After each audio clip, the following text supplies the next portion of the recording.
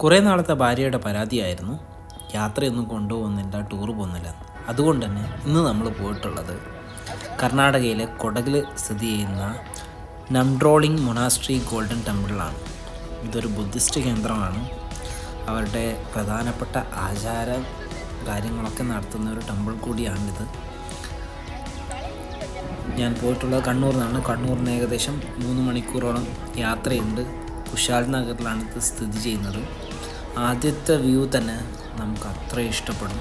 പോരാത്തതിന് ഇവിടെ കണ്ടുപോവുക എന്നുള്ളതിനപ്പുറം അവിടെ എക്സ്പീരിയൻസ് ചെയ്ത് കുറേ സമയം ഇരുന്ന് ഒക്കെ വേണം നമ്മൾ ആ ഒരു പ്ലേസിനെ മനസ്സിലാക്കാൻ വേണ്ടിയിട്ട്. അല്ലാതെ ഒരു ജസ്റ്റ് വിസിറ്റർ എന്നുള്ള രീതിയിൽ കണ്ടുപോകാമെന്നുള്ള രീതിയിൽ പോയി കഴിഞ്ഞാൽ നിങ്ങൾക്ക് ഒന്നും തന്നെ ഫീൽ ചെയ്യില്ല. പക്ഷേ നിങ്ങൾ അവിടെ കുറേ നേരം ഇരുന്ന് അവിടെ ഉള്ള പ്രാർത്ഥനയൊക്കെ കണ്ട് ഒരു മിനിമം ഒരു 3 മണിക്കൂറെങ്കിലും അവിടെ സ്പെൻഡ് ചെയ്ത് കഴിഞ്ഞാൽ നിങ്ങൾക്കൊരു അടിപൊളി എക്സ്പീരിയൻസ് തന്നെ വരും. അവിടുത്തെ ആർക്കിടെക്ചറും പിന്നെ സ്റ്റാച്യൂസും ബുദ്ധൻ്റെ പ്രതിമകളൊക്കെ കാണുമ്പോൾ നമുക്ക് നല്ലൊരു ഫീൽ തന്നെയാണുള്ളത്. പോരാത്തതിന് പുറത്തുനിന്നുള്ള ഒരു പ്രാർത്ഥനയുടെ സൗണ്ടും കാര്യങ്ങളൊക്കെ നമുക്ക് കേൾക്കാം. ഇതാണ് ആ പ്രാർത്ഥന.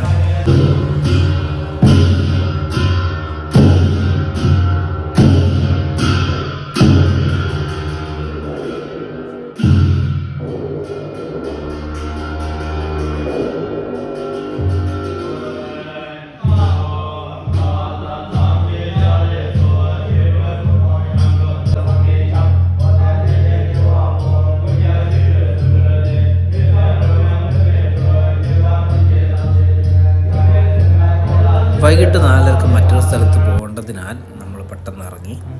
ഇത് ലാസ്റ്റുള്ളൊരു സ്ഥലം കൂടിയാണ്. അതിൻ്റെ ഉള്ളിലുള്ള ടെമ്പിളിലെ സ്റ്റാച്യൂസ് തന്നെയാണ് എക്സ്ട്രാ വേറെ നേരത്തെ കണ്ടതിനേക്കാളും കുറച്ചുകൂടി ബെറ്റർ ആയിട്ടുള്ള വേറെ ഒന്നാണിത്. പിന്നെ നമ്മൾ പോയിട്ടുള്ള ദുബാര എലിഫൻറ്റ് സാങ്ച്വറിയിലാണ്.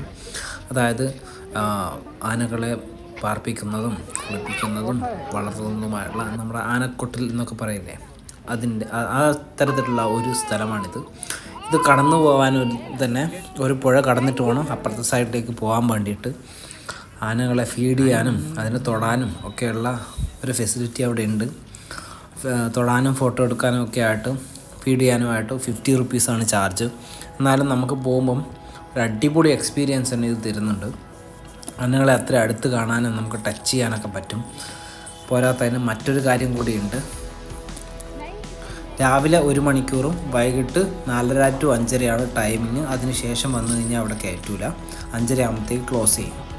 അതുകൊണ്ട് തന്നെ പോകുന്നുണ്ടെങ്കിൽ ഒന്നുകിൽ രാവിലെ പോവുക അല്ലെങ്കിൽ വൈകിട്ട് പോവുക. ലേറ്റായി ചെന്ന് കഴിഞ്ഞാൽ അവിടെ ഉള്ള ടിക്കറ്റും കിട്ടൂല. 5:30 കൃത്യം പുറത്തോട്ടേക്ക് ഇറങ്ങാൻ വേണം.